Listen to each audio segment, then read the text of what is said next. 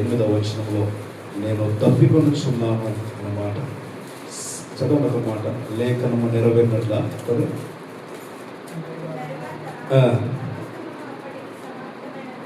ఎరిగి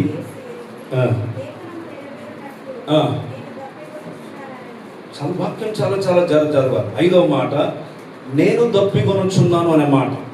ఆ మాట ఎందుకు రాశాడు, ఎందుకు పలికాడంటే ఊరికేనే దాహం వేస్తుందని పలకలే. ఇంకో మాట కూడా చూస్తాం. మన చిన్న గాయం అయితే స్పృహ తప్పిపోతాం. అప్పుడు కొంతమంది మేలు కలిపి కొన్ని వాటర్ తాగిస్తారు. వాటర్ తాగిస్తే ఒకవేళ బ్లీడింగ్ అయితే ఆగిపోతుంది, క్లాట్ అయిపోతుంది బ్లడ్, మళ్ళీ స్పృహ వస్తుంది. అంటే ఏదైనా అభయానికి గురైనప్పుడు, ఏదైనా ఆపద గురైనప్పుడు, ఏదైనా టెన్షన్ గురైనప్పుడు నీళ్లు తాగిస్తారు. చాలా సాధారణంగా అలా తాగితే కొంచెం నెమ్మది, కొంచెం ఉపశమనం కలుగుతుంది. ఇక్కడ రాత్రి గెత్సేమనే తోటలో పట్టుకున్నారు ఆయనను. అక్కడ చూస్తే ఈడ్చుకొని పోయినని రాయబడింది. మామూలు తీసుకుపోలేదు, మర్యాద తీసుకుపోలేదు, ఈడ్చుకుపోయారు, గొలుసులతో బంధించారు, చాలా క్రూరంగా తీసుకుపోయారు. అప్పటికి 6 స్థానాలు తిప్పారు, న్యాయస్థానాలు తిప్పారు. ఉదయం తెల్లవారి వారికి ఎక్కడ ఆయనకు న్యాయం దొరకలేదు. అంటే మరణ సంబంధమైన ఏమి కనబడకుండా అన్యాయంగా ఆయన అప్పగించేశారు. పిలాతు అంటాడు కదా, ఈ శిక్ష విధిస్తానన్నా వీరు కోపం చల్లారుతుంది, కానీ ఈ పస్కా పండుగ సందర్భంలో వదిలిపెట్టి ఆనవాయితీని కొట్టించి వదిలిపెడదాం అనుకున్నాడు ఆయన. ఇది చూడండి, ప్రతిదీ కూడా లేఖనం ప్రకారంగా వీళ్ళేదో ప్లాన్ చేసుకొని ఆ ప్లాన్ ప్రకారం చేసింది కాదు. గుర్తుపెట్టుకో, ఆయన కొరడాలతో కొట్టబడిన తర్వాత చీల్చబడిన దేహం అంతా తీసుకొని వచ్చి ఆయన నిలబెట్టారు. ఈ యూదులో రాజు కదని ముళ్ళ కిరీటం పెట్టారు, రెల్లుతో కొట్టారు, రక్తసిక్తుడైపోయాడు, రక్త ముద్దగా మారిపోయాడు. అప్పటికైనా ఈ ప్రజలు కనికరిస్తారేమో అంటున్నారు. పిలాతు, ఇది యూదుల రాజు కదా, మీరు అన్నట్టు అనుకోవచ్చు కదా. అంటే మాకు రాజు కాదు, మాకు కైసరే మాకు రాజు, హేరోదే మా రాజు అంటున్నారు వాళ్ళు. దేవుని బిడ్డలారా చూడండి, అక్కడ ఎక్కడ కూడా అంత రక్తం ఉలికించబడ్డా, అంత గాయాలు అతని వీపులో కలుగుతున్నా, అంత వేదన, చెమటనే రక్తబిందుగా మారిపోయినా కూడా ఎక్కడ నీళ్లు తాగిన ప్రస్తావన మనకు కనబడదు. అర్థమవుతుంది కదా. కానీ ఇంకో మాట, ఆయన మూర్చిల్లిపోలే, ఆయన సమశీలిపోలే, ఆయన బలం లేని వాడు కాలే. చూడండి, ఈ బ్రెయిన్, ఈ స్థలము చిన్న నరం డిస్టర్బ్ అయితే మెంటల్ అయిపోతారు, మాటలు రావు, మెమొరీ కోల్పోతారు, చూపు ఉండదు. అర్థమవుతుంది కదా. కానీ ఆయన తల గూబల్లోకి ఏం పోయాయి, ముళ్ళు కూర్చుకొని పోయాయి. ఎంత ఆయాసం ఉండొచ్చు. ఆయన వీపు కొరడంతో కొట్టబడితే చీల్చబడింది. భక్తుడు వర్ణిస్తాడు, ఎండిపోయిన దుక్కిని 12 నాగలతో దున్నితే ఎలాగా పెడ్డలు వేస్తుందో ఈయన వీపు నిలువున అడ్డం కొట్టారట. ఒకే చోట కొట్టలే, 39 కొరడా దెబ్బలు నిలువున అడ్డం కొడితే ముక్కలు దేహము చీల్చబడింది. ఎముకల గూడు కనబడుతుంది. ఆ ఎముకల గూడు మీద అప్పటికే చెంపలు పెరికేశారు. సొగసైన వాడు ఆయన, సొగసు లేకుండా చేశారు. ఆ ఎముకలు కనబడుతున్న మొహ ఎముకల మీద కళ్ళ గంతలు గట్టి గుద్దారట. రాయబడింది వాక్యం, గుద్దుతున్నారు. నేను గుద్దింది ఎవరో ప్రవచించు, చెప్పు, నువ్వు రాజు కదా, నువ్వు ప్రవక్తవు కదా అని వాళ్ళు హేళన చేస్తున్నారు. దేవుని బిడ్డ. అయితే 4 మాటల తర్వాత ఈ మాట ఎందుకు ఈ లోకానికి వచ్చాడంటే, గెత్సేమనే తోటలో ఒక పాత్ర దిగి వచ్చింది ఆయన దగ్గరికి. ఇది త్రాగాలి నువ్వు అని ఆయన పెదవుల దగ్గరికి వచ్చింది. ఆ పాత్ర లోకం యొక్క పాపం, లోకం యొక్క ఉగ్రత, లోకం మీదకి సర్వమానవుల అపవిత్రత దాంట్లో ఉంది. అది తాగలేనంత విషపూరితమైనది. కానీ ప్రభు అంటాడు, ఇది తాగకూడదు, కానీ ఇది నీ చిత్తమే, దీన్ని తొలగించంటాడు ప్రభు దాన్ని చూసినప్పుడు. కానీ అది తాగడానికి వచ్చాడు ఆయన.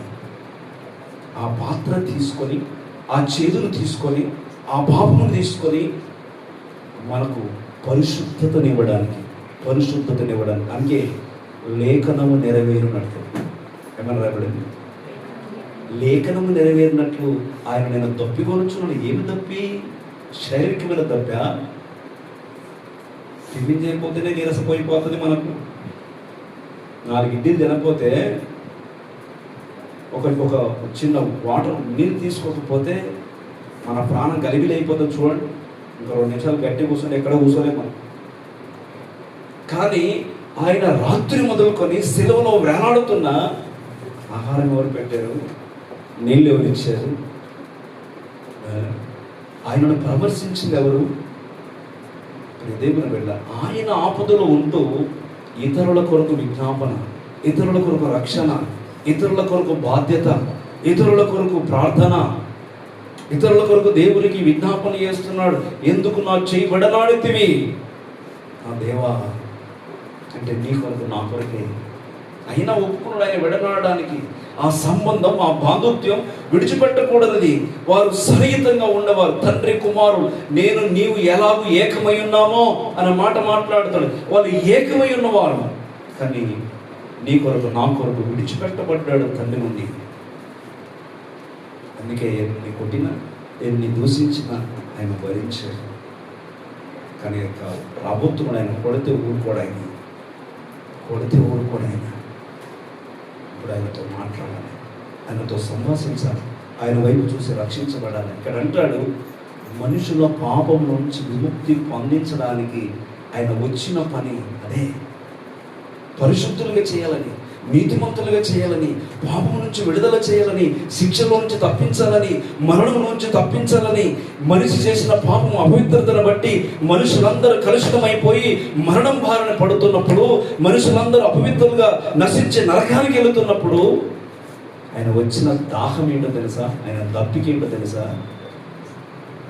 ఆ చేదును తీసుకోవాలి. ఆయనకి ఏమిచ్చారు? ఏమిచ్చారమ్మా? మంచి నీళ్ళు ఇచ్చారా? ఏమిచ్చారు? స్ప్రైట్ ఇచ్చారా? ఏమిచ్చారు? ఆయన చేదు చిరకనిచ్చారట.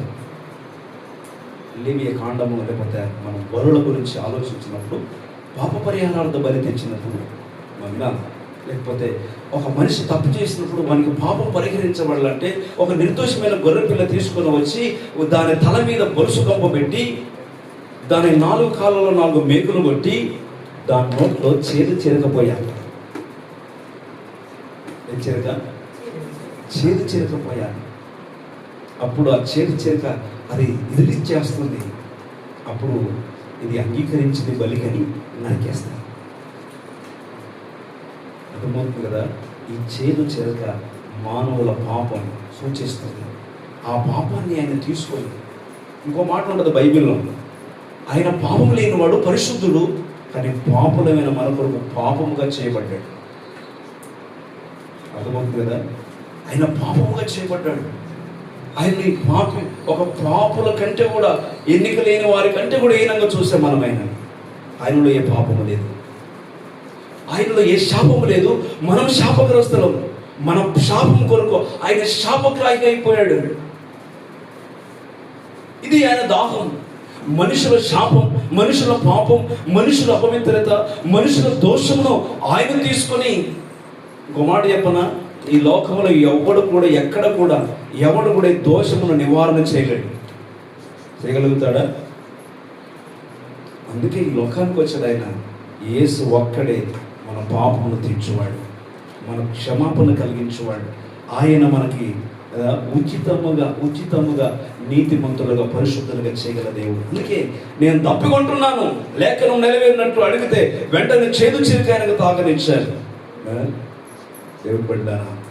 అందుకే భక్తులు పాడతారు కదా, దాహంబు కొనగా చేదు చిరకాను ద్రావిడితేని, దాహంబు కొనగా చేదు చిరకాను ద్రావిడితేని, ద్రోహుండనై చేసితిని, ద్రోహుండనై చేసితిని,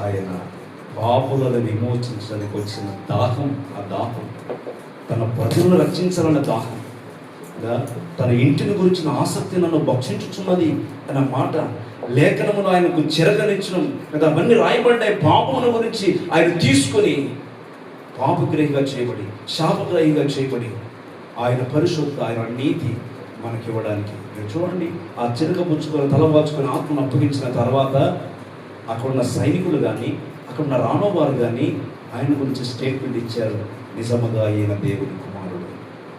ఆయన ఎందుకు వచ్చారంటే ఏదో రాజ్యం సంపాదించుకోవడానికి కాదు. ఆయన ఎందుకు వచ్చారంటే యుద్ధాలు చేయడానికి కాదు. ఆయన ఎందుకు వచ్చారంటే గొడవలు పెట్టడానికి కాదు.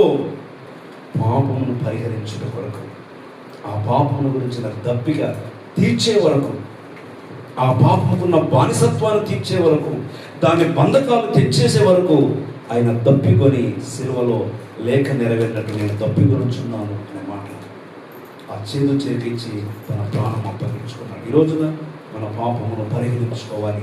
మన పాపముల కొరకు ఈ లోకానికి వచ్చాడు. మనం పరిశుద్ధులుగా మారాలనేది ఈ సత్యాన్ని మనం గ్రహించాలి. నీ కొరకే, నా కొరకే ఆయన మన శాపం, మన పాపం ఆయన చిరకగా పుచ్చుకున్నాడు. ఆయన తీసుకుని ఆయన మీద వేసుకున్నాడు. ఆయన దాన్ని అనుభవించాడు. ప్రియులారా, ఈ రోజున మనం ఆ శిక్షలో, పాపంలో, ఇంకా చేదులోనే, ఇంకా పవిత్రతలోనే, ఇంకా చీకట్లోనే బ్రతకకూడదు. పరిశుద్ధులు అవ్వట కొరకే ఆయన ఈ లోకానికి వచ్చి ఆ దప్పికను తీర్చాడు. ఆయన మన దప్పికను, మన దాహం తీర్చుట కొరకే ఆయన దప్పిక ఉన్నాడు. ఆ దాహము, పవిత్రత, పరిశుద్ధతను మనం కలిగి జీవించాలని ఆ తపనలో మనం ఉండాలని ఈ మాట జ్ఞాపకం చేస్తే మాట దీవించుగాక. మరొక మాట